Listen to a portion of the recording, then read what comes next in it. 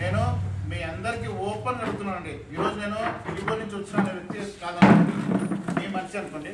ఎక్కడైనా డాడీ గారు మీరు ఒకటేసారి 33,000 పెట్టి రండి, 66,000 పెట్టి రండి, 12 లక్షలు పెట్టి రమ్మని ఎక్కడైనా చూచారండి?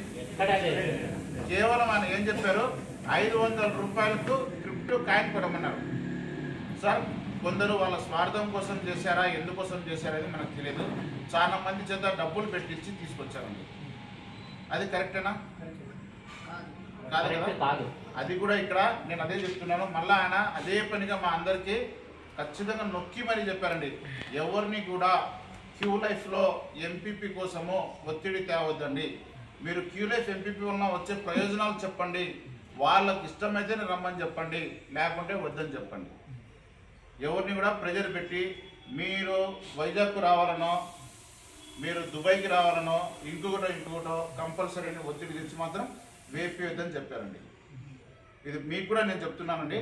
ఇది డాడీ ద్వారా వచ్చిన అనౌన్స్మెంట్ కాబట్టి ప్రతి ఒక్కరు గమనించండి. మీరు వివరించండి, సార్ ఎంపీపీ చేసుకుంటే మీకు ఇన్ని బెనిఫిట్స్ వస్తాయని వివరించండి. వాళ్ళు స్వతహాగా ఎస్ నాకు నమ్మకం ఉంది, నేను బిజినెస్ చేస్తాను, నేను వర్క్ చేసుకుంటాను, నేను కూడా ఆదాయం తీసుకోవాలనుకుంటే వెల్కమ్. లేదండి అంటే క్యూలైఫ్ ఒకటి చేసుకొని కాయిన్ మార్చుకొని డీ కాయిన్ స్వైప్ చేసుకోమని చెప్పండి. ఓకే, ఇది కంపల్సరీ పాటిద్దామండి. ఎందుకంటే పోయినసారి జరిగిన తప్పును మళ్ళా దయచేసి ఎవరూ చేయకుండా ఉందాం. ఓకేనా? రైట్. ఇంకొక పాయింట్ సార్, ఇందాక మెంబర్స్ చేర్పించాం. మెంబర్స్